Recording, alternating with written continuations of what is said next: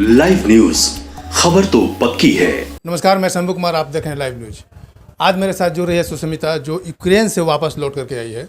खास करके यूक्रेन और रसिया में जो लड़ाई हो रही है उस बात को लेकर के इंडिया के जितने भी स्टूडेंट थे वहाँ पे परेशान थे, और इंडिया में उनके माता पिता भी ज़्यादा परेशान थे। ऑपरेशन गंगा भारत सरकार का एक ऑपरेशन था, जिस ऑपरेशन गंगा के थ्रू वहाँ से बच्चे को लाया गया।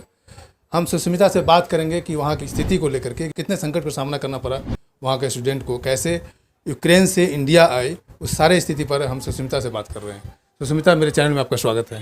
Thank you. कैसा रहा, मतलब जब गवर्नमेंट वहाँ रसिया का अटैक की बात हुई, जब अटैक हो गया तो कैसे किन किन कठिनाइयों का आपको सामना करना पड़ा? बहुत सारी परेशानी थी। हम लोग कीव के साइड से काफ़ी दूर थे हम लोग। फिर हम लोग को पहले सिचुएशन में ये था कि गवर्नमेंट ने हमको एडवाइजरी बहुत लेट उन्होंने जारी की थी। 24 को उन्होंने की थी। हम लोगों ने फ़्लाइट की थी 25 की, उससे पहले हम की थी 23 की, जो नॉर्मल था। हमारी जो यूनिवर्सिटी है उसने ऑनलाइन क्लासेस का बताया था कि आपको ऑनलाइन क्लासेस अब लगेगी 6 मंथ तक, आपके ऑनलाइन एग्ज़ाम होंगे। तो हम लोगों ने उसी टाइम पे उसी नाइट में हम लोगों ने फ़्लाइट की थी 23 की, जो कैंसिल हुई थी। देन उसके बाद हमने 25 की थी, बट उसी दिन अटैक हो गया था मॉर्निंग में। हमारी पैकिंग वगैरह सब हो रखी थी एकदम, तो उसी मॉर्निंग में अटैक हुआ था। उसके बाद सारी फ़्लाइट, सब एयर जोन सब बंद हो गया था यूक्रेन का। फिर हम लोग को उस दिन कुछ भी नहीं हुआ था। हम लोग डिसाइड कर रहे थे आगे क्या करना है, कैसे करना है। अपने टीचर से बात कर रहे थे, पेरेंट्स से, सबसे गाइडेंस ले रहे थे। एम्बेसी में हमने कॉल किया था कि क्या करना चाहिए अब आगे। उन्होंने यही बोला था कि अभी आपको जहाँ पे हो वहीं रहो, सेफ़ रहोगे। उसके बाद हम लोग का प्रोसेस क्या हुआ था कि 2 दिन निकले, 26 निकला, 27 निकला। उसके बाद अटैक कुछ ज़्यादा होने लगे। खारकिव पे आ गया, इवानो तक आ गया। इवानो हमारे बहुत क्लोज है, वहाँ तक आ गया था। फिर हम लोगों ने इंडियन एम्बेसी ने एडवाइजरी जारी की कि आप जहाँ पे भी हो वहाँ से अपने जो पास में बॉर्डर है वहाँ पे आओ। तो हमारे सबसे पास में था पोलैंड बॉर्डर। अब हम वहाँ से निकले, उसके लिए 28 को हम लोग वहाँ से निकले। अब हम लोग कैब देख रहे थे, ना कोई बस थी ना ट्रेन थी, सब बंद हो चुका था। कैब के प्राइसेस 2 और 3% ज़्यादा हो गए थे, मतलब बढ़ चुके थे। इसके मल्टीप्लाई कर लो, इतना ज़्यादा बढ़ चुका था। हम लोगों ने $100 उसको दिए कैब के। हम 4 लोग पहुँचे बॉर्डर तक। उसने हमको बोला कि 15 किलोमीटर मैं आपको बॉर्डर से पहले उतार दूँगा, आपको वहाँ से जाना पड़ेगा बाय वॉक करके। मैं बोला ठीक है, 15 किलोमीटर्स हम चले जाएंगे। तो बट उसने हमको बहुत पहले उतार दिया, लाइक 30 किलोमीटर्स पहले ही उतार दिया उसने 15 किलोमीटर बोला, उसने 30 किलोमीटर पहले ही उतार दिया उसने। तो हमको बाय वॉक करके बहुत हमको चलना पड़ा। फुल नाइट 12 घंटे हो गए। हम लोग मॉर्निंग टू नाइट पूरे टाइम चल ही रहे थे। हमने कोई अच्छा, मॉर्निंग से आपने वॉक के थ्रू वॉक करके कितने बच्चे थे आप अपने साथ में? बहुत बच्चे थे हम लोग साथ में। तो पूरा ग्रुप था, अप्रॉक्स 20+ स्टूडेंट थे हमारे हॉस्टल के, जो हम निकले अपने ग्रुप ग्रुप। और सारे बच्चे कितने थे? बहुत बच्चे थे, लाइन लगी हुई थी। बहुत थे, 1000+ लोग थे वहाँ पे, क्योंकि यूक्रेनियंस भी थे, नाइजीरियंस भी थे, सब फॉरेनर्स थे, बहुत लोग थे।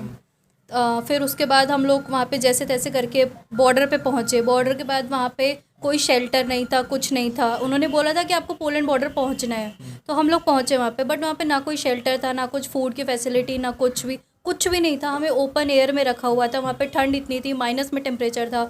बहुत सारे अनकॉन्शियस हो रहे थे वहाँ पे बच्चे। हमारी खुद तबीयत ख़राब हुई थी वहाँ पे। कोई वहाँ पे फैसिलिटी कुछ नहीं थी। ऐसा नहीं यूक्रेन के गवर्नमेंट की तरफ से किसी तरह का कोई फैसिलिटी आप लोग नहीं मिल रहा था? नहीं, कुछ भी नहीं थी। वो तो वैसे भी बिजी थे। उन्होंने बोला था कि आपको पोलैंड बॉर्डर क्रॉस करना है, उसके बाद आपको फैसिलिटीज़ मिलेगी, जो भी होगा। तो हम वहाँ पे पहुँचे थे, हम लोगों ने क्रॉस किया, सब कुछ हुआ। अब हम लोग को वहाँ पे डिपोर्ट नहीं किया जा रहा था। वहाँ पे हम लोग को 2 दिन लगे डिपोर्ट होने में। बहुत वहाँ पे रश था, बहुत रश था। हम लोग 4-5 घंटे लाइन में खड़े होते थे। ना हमारे पास लिमिटेड फूड था, लिमिटेड वाटर था, सब कुछ लिमिटेड था। जितना हम लेके गए थे अपनी तरफ से उतना ही था। वहाँ पे कोई भी वॉशरूम का, कोई भी कुछ भी किसी भी तरह से आप वॉशरूम का कोई भी वहाँ पे फैसिलिटी थी ही नहीं। और फिर हम लोग ने जैसे भी करके वहाँ पे 2 दिन 3 दिन में हम लोगों ने पोलैंड बॉर्डर को क्रॉस किया। हम लोग क्रॉस करने के बाद फिर हम लोग इमिग्रेशन के लिए 2 से 3 दिन लगा? हाँ, 2 से ये 3। वॉक के थ्रू? हाँ, वॉक के थ्रू। वॉक करके हम लोग को 12 आवर्स लगे 30 किलोमीटर्स को वॉक करके कवर करने में। उसके बाद फिर हम लोगों ने पोलैंड बॉर्डर पे भी हम लोगों ने 1 रात और 2 दिन पोलैंड बॉर्डर पे निकाला। क्रॉस करने के बाद उन्होंने बोला था कि पहले आप लेडीज़ को निकालो। तो जो भी गर्ल्स थे, जितने भी थे, वो सब पहले निकले। अब बॉयज़ को भी नहीं आने दे रहे थे वो लोग। तो हम लोग अंदर वेट कर रहे थे सब कि पूरा ग्रुप साथ में जाएगा, ऐसे नहीं जाने दिया। 2 दिन 1 रात हो गई हम लोगों को वहीं पे ओपन एयर में, हम लोग ठंड के नीचे रुके हुए थे। वहाँ पे इंडियन एम्बेसी के लोग आएंगे तब वो स्टैम्प करेंगे। इंडियन एम्बेसी का भी वहाँ पे कोई भी नहीं आ रहा था जो स्टैम्प करेगा। बहुत लोगों के वहाँ पे गैजेट्स भी चोरी हुए हैं, फ़ोन भी कुछ चोरी हो चुके हैं, किसी का कुछ नहीं पता था। चोरी हुए या खो गए? नहीं, चोरी हुए वहाँ, मतलब वहाँ के लोकल के लोगों द्वारा चोरी किए? लोकल में भी, नाइजीरियंस में, क्योंकि नाइजीरियंस वहाँ पे बहुत हंगामा किया था कि पहले हमें दो, प्रायोरिटी वहाँ पे इंडियंस को मिल रही एक थी। सवाल उठ रहा है, जो यूक्रेन के लोग हैं और यूरोपियन, उनको ज़्यादा प्रिफेयर दिया जा रहा था, बल्कि इंडियन लोगों को प्रिफेयर कम मिल रहा था। ऐसी सही बात ये? हाँ, ये सही बात है। पहले यूक्रेनियंस को निकाला जा रहा था, उसके बाद इंडियंस को, और लास्ट में नाइजीरियंस को। तो यूक्रेनियंस तो निकल ही जा रहे थे, इंडियंस के लिए नाइजीरियन का रेज हो रहा था कि पहले हमें निकालो, पहले हमें निकालो, हम यहाँ पे हैं। तो इंडियंस वो पीछे ही रह रहे थे, निकल ही नहीं पा रहे थे। तो इस वजह से हम लोग को वहाँ पे बहुत टाइम लगा निकलने में। निकलने के बाद हम लोग इमिग्रेशन के लिए पहुँचे। इमिग्रेशन तो हमारा हो गया था, ज़्यादा टाइम नहीं लगा था, 6 घंटे लगे थे हम लोग को लाइन में खड़े होके। वहाँ पे इमिग्रेशन हो गया। उसके बाद हम लोग को सारी फैसिलिटी अवेलेबल थी, लाइक फूड भी था, वाटर भी था, सब कुछ चीज़ें थी, शेल्टर भी हमें प्रोवाइड किया गया। बॉर्डर पे? किस बॉर्डर पे? पोलैंड बॉर्डर पे। पोलैंड बॉर्डर पे, ठीक है। हमें बस वहाँ पे प्रोवाइड की गई थी कि आप यहाँ से शेल्टर तक जा सकते, इंडियन एम्बेसी के थ्रू? इंडियन एम्बेसी के थ्रू। तो वो एक सवाल है, इंडियन एम्बेसी बॉर्डर पे जाने के बाद इंडियन एम्बेसी का आपको हेल्प मिला, लेकिन जब आप जहाँ भी थे वहाँ से बॉर्डर तक आने के लिए इंडियन एम्बेसी का कोई हेल्प मिला? कुछ नहीं, कुछ जहाँ- भी नहीं। जहाँ सबसे बुरा हालत था वहाँ पे आपको कोई हेल्प नहीं मिला? वही है कि इवैक्यूएशन अगर करना था तो वो हमारे स्टेट के थ्रू करते, यूक्रेन के अंदर। हमें वहाँ तक जाने का कोई मतलब ही नहीं था अगर इवैक्यूएशन करना था। पोलैंड से तो हम लोग अपनी प्राइवेट फ़्लाइट भी करवा सकते थे अगर हमको करना ही था। वहाँ पे जाके हम अपना शेल्टर ले सकते थे, सब कुछ कर सकते थे। बट अब इवैक्यूएशन गवर्नमेंट बोल रही है इसको कहते हैं, तो आई डोंट थिंक कि इसे इवैक्यूएशन कहते हैं। गवर्नमेंट की तरफ से इसे बोलते हैं, बट हमारी तरफ से तो इसे नहीं बोलते। जो भी हमें प्रॉब्लम फेस करनी पड़ी, हमें क्या मतलब, पूरे यूक्रेन को ही, जितने भी स्टूडेंट, जितने भी फॉरेनर, जितने भी यूक्रेनियन खुद लोकल्स वहाँ से निकले, उनको करना पड़ा।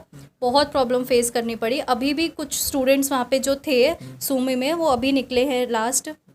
इंडियन आर्मी ने अपने वो भी भेजे हैं, फाइटर प्लेन्स भेजे, वो सब भेजे उन्होंने, सब निकालने के लिए। बट उन्होंने यूक्रेन के अंदर नहीं भेजे हैं, मतलब पोलैंड बॉर्डर के सेंटर में भेजे हैं उन्होंने, वॉर्सो में भेजे हैं। वो कोई मतलब नहीं है इसका, ये इवैक्यूएशन था ही नहीं। क्या हुआ था स्टूडेंट के साथ? हमारे बैच के साथ नहीं हुआ था, बट हमारे जो नेक्स्ट जो पीछे ग्रुप रह गया था, उन लोगों यही बता रहे थे कि उनको 24 घंटे वहीं पे रखा गया था, उनको जाने ही नहीं दिया जा रहा था बाय यूक्रेनियन पुलिस। उनके ऊपर राइफल भी उन्होंने तानी हुई थी कि आप यहाँ से नहीं जा सकते। बट कैसे भी करके मेरी फ्रेंड्स हैं, वो वहाँ से भागे रात में, उनके पीछे पुलिस भी आई थी। बट उनको पहुँचना था बॉर्डर तक और हम सब क्रॉस करने ही वाले थे, तो उनको वहाँ से वो लोग भागे रात में, उनके पीछे पुलिस थी, उनको क्रॉस नहीं करने दिया जा रहा था। तो उन्होंने एक बॉर्डर के ऊपर, लाइक बाउंड्रीज थी, उसके ऊपर से जंप करके वो लोग आ रहे थे, तब जाके उन्होंने क्रॉस कर पाए। जैसे लगा कि भागना, यहाँ से निकलना है किसी भी हालत में। हाँ, यही सीन था कि बस आपको यहाँ से निकलना है कैसे भी करके। तो प्रॉब्लम्स थे वहाँ पे, नहीं करने दिया जा रहा था बाय यूक्रेनियन सोल्जर्स। यूक्रेन के सोल्जर के थ्रू आप लोगों को किसी तरह का हेल्प नहीं मिल रहा था? हाँ, नहीं मिला, बिल्कुल नहीं मिला उन लोग के थ्रू। बॉर्डर पे आने के बाद जो गवर्नमेंट की फैसिलिटी थी हाँ, उससे बस वही हुआ है। दूसरा सवाल ये है कि कुछ लड़कियां जो हैं ये इल्ज़ाम लगाई है कि उनके साथ मोलेस्टेशन भी हुआ है वहाँ लोकल के थ्रू। आई डोंट थिंक कि ऐसा कुछ हुआ है, क्योंकि हम लोगों के ग्रुप में या हम लोग के साथ जितने भी थे, हम लोगों ने ऐसा कुछ भी नहीं सुना। जब वहाँ पर थे आप, तो कम्युनिकेशन क्या था घर से? कैसे कम्युनिकेट कर रहे थे? कम्युनिकेशन, घर वाले तो ज़्यादा परेशान थे। कम्युनिकेशन घर से बहुत वीक था। हाईवे था, पूरा जंगल था दोनों साइड, कोई नेटवर्क नहीं, कुछ नहीं। कभी बीच में बाय चांस आ जाता था। एक बीच में पिज़्ज़ा शॉप थी जिसके अंदर वाईफाई था, वहाँ पे सामने खड़े होकर हमने घर पे बात की थी। ऐसे घर पे बात हो ही नहीं पा रही थी, बहुत लोकल कम्युनिकेशन था। तो हम लोगों ने घर पे बोल दिया था कि अभी आपको वाईफाई हमें नहीं मिल रहा है, तो आप टेंशन मत लेना, जब भी मिलेगा हम सामने से फ़ोन कर देंगे या कोई मैसेज डाल देंगे, ड्रॉप कर देंगे मैसेज, कुछ भी कर देंगे, बट आपको इन्फॉर्मेशन देते रहेंगे। बट कोई भी ऐसे वाईफाई का कनेक्शन या कोई नेटवर्क, हमारे मोबाइल नेटवर्क, हमारा सिम तो काम ही नहीं कर रहा था वहाँ पे। तो ऐसे घर पे भी बहुत कम ही कम्युनिकेशन हुआ था। आप जहाँ पे थे या जहाँ से भी क्रॉस कर रहे थे, तो आप लोग के सामने से ऐसा था कि ब्लास्टिंग हो रहा हो, फायरिंग हो रहा हो, सामने से गुजर रहा हो, ऐसा कुछ? नहीं, ऐसा कुछ भी नहीं था हम लोग के साइड में। लवीव में कुछ भी नहीं था। हम लोग बहुत सेफ टाइम पे, बहुत सही तरीके से हम लोग निकल गए थे। बस हमको जो प्रॉब्लम हुई वो यही हुई थी कि वे ऑफ ट्रांसपोर्ट जो था वो हमें बाय वॉक ही करना पड़ा। वो हमारा कुछ था कि बहुत हर्ट हो रहा है आज भी वो पैर। वो है। मेरे साथ सुष्मिता के पिताजी भी हैं। मैं उनसे जानूंगा कि जब कोई बेटी युद्ध के मैदान में हो, युद्ध का मैदान ही कहेंगे वहाँ पे, कि किसी भी समय किसी का जान जा सकता था, कैसे सुरक्षित यहाँ पहुँचे, वो परेशान रहे होंगे घर वाले। मैं उनसे जानूंगा कैसे उस समय को निकाले। परेशान तो देखो हर तरीके से आदमी रहता ही है, लेकिन ये है कि ठीक है, सही समय पे अपने बच्चा निकल ही आया, बहुत ही बड़ी बहादुरी के साथ। ठीक रहा। बातचीत होती रही। हाँ, बातचीत होती रही बराबर, बीच बीच में होती रही है सब कुछ। सुष्मिता, मेरे चैनल से जुड़ने के लिए आपको बहुत बहुत धन्यवाद। ये थे सुष्मिता। आपने जाना सुष्मिता का हाल, यूक्रेन में कैसे बिताई अपना समय।